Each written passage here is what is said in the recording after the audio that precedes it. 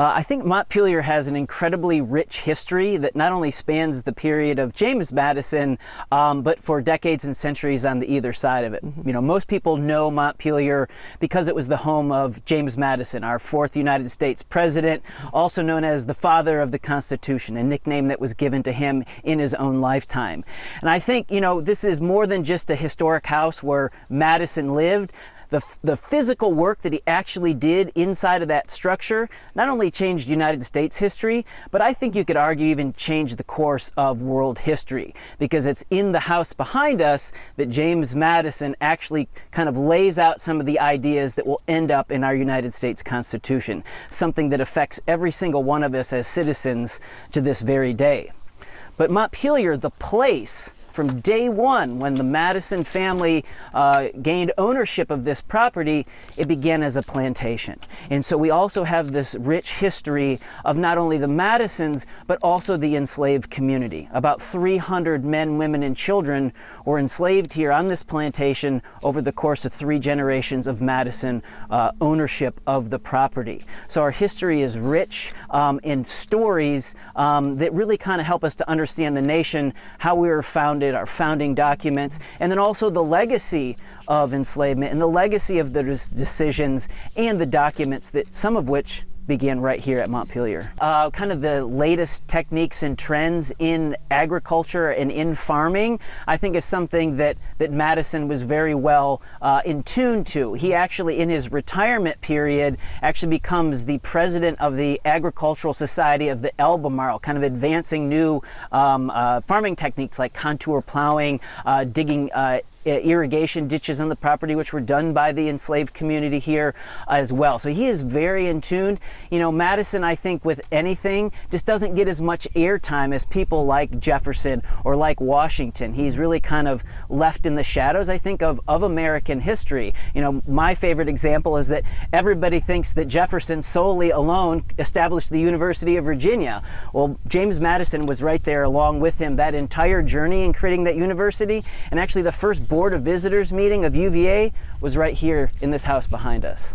Interesting. And James Madison and Jefferson, very close, weren't they? Yes. You know, their friendship begins really in 1776 when they are both down in the capital of Virginia at that time in Williamsburg. They're working to craft and create this new government. But yeah, their friendship will continue to grow. You know, Jefferson was not at the Constitutional Convention because he was America's ambassador to France, living in Paris.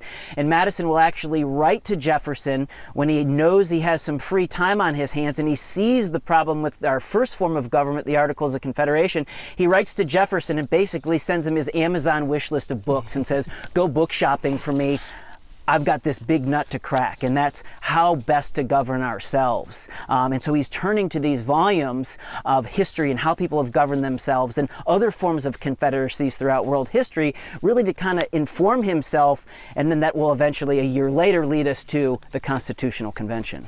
And talk a little bit about what visitors are going to see here. There's not just the house. Talk a little bit about what's around the grounds. What are people going to see when they come here? Yeah, I kind of view Montpelier as a one-stop location for a huge swath of American history. And so, you know, even before Europeans arrived on this land, we're standing on what was traditionally land of the Manahoac people, the indigenous people. And our archaeologists have found artifacts across the property that tell us that people were interacting with this landscape literally for thousands of years. And actually, one of those sites of the original indigenous people actually is where the Madisons will eventually build the structure here behind you.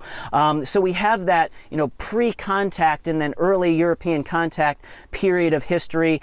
Then obviously the land comes into the hands of the Madisons. They will establish the plantation here, originally called Mount Pleasant, all the way through the era of James Madison. But then we have these other incredible and very unique sites here at Montpelier that kind of help us to carry that story forward with specific regards to African American history. So a former Montpelier slave by the name of George Gilmore, after he received his freedom at the end of the Civil War, remains in this area, and just across from our main entrance gates by the early 1870s had constructed a cabin for his family. And it's one of the very few restored and preserved and interpreted freedmen's cabins anywhere in Virginia, and I'm sure a small handful anywhere in the United States. So we carry this story not only through the Civil War, but into Reconstruction and the Freedmen's period. And then also, just outside of our main entrance gates, we have a restored 1910 train depot, which was constructed by the 20th century owner of Montpelier, the DuPont family. And so we have restored that back to its segregation era appearance, and we have exhibits in there as well. So I mean, you can come here to Montpelier and learn about history thousands of years ago, well up into the lifetime of many living Americans today. And you can do that all here with these incredibly rich, unique, authentic sites on their original locations. And just one last thing I want to ask you about. We're looking at the house here, and inside, have you all brought it back to what it was and what you believe it would have looked like when he had it, or some of his original furnishings in there? And it's beautiful. Did it look like this back in the day? You just heard me mention the DuPont family, and so the DuPont family will acquire the Montpelier property and estate in 1901, and the mansion you see behind us was still standing, about 22 rooms, and the DuPont said, not bad, let's add a few more rooms on. So they added 33 more rooms on the house. So they basically built up on the one-story wings, extended the wings out and extended it into the back lawn. And they created this 55-room kind of super mansion, if you will. And so the DuPonts will live here. Their daughter is given life tenancy of the property, and she passes away in the mid-1980s. And because she knew that this was the home of James Madison, she strongly urged her heirs to turn the property over to the National Trust for Historic Preservation. And that's exactly what her heirs do. So by the mid-80s, the National Trust comes into ownership of this site, and they have a 55-room pink stuccoed mansion, trying to interpret the life and the times of James Madison. And so about 2000, the Montpelier Foundation was created, a 501c3 nonprofit, and we became co-stewards with the National Trust. And so we run the day-to-day operations of the site.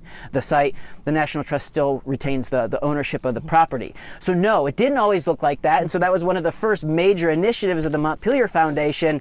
What is left of James Madison's original house, and could it be restored to his time period? And after a lot of architectural investigation, we determined that an overwhelming majority of the original house was still there. So about 90+% of the original building fabric of the main house. And so between 2004 and 2008, we undertook the restoration, removing those 20th century DuPont era additions to the house and restoring it back to James Madison's retirement period.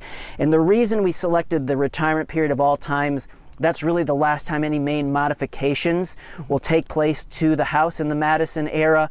He also orders the construction of additional dwelling houses for the enslaved community. That's when he also puts in the Liberty Temple down here at the end of the modern day visitor pathway. So this is kind of our snapshot in time.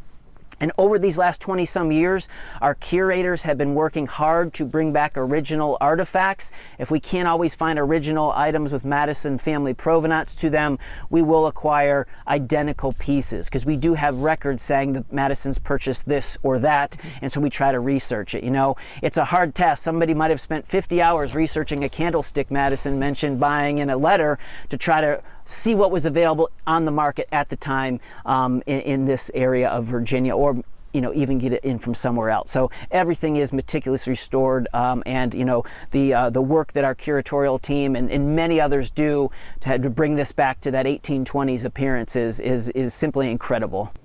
Thanks for watching the ABC 13 YouTube channel. If you'd like to get more videos and live coverage and local stories, click to subscribe and download our ABC 13 News app.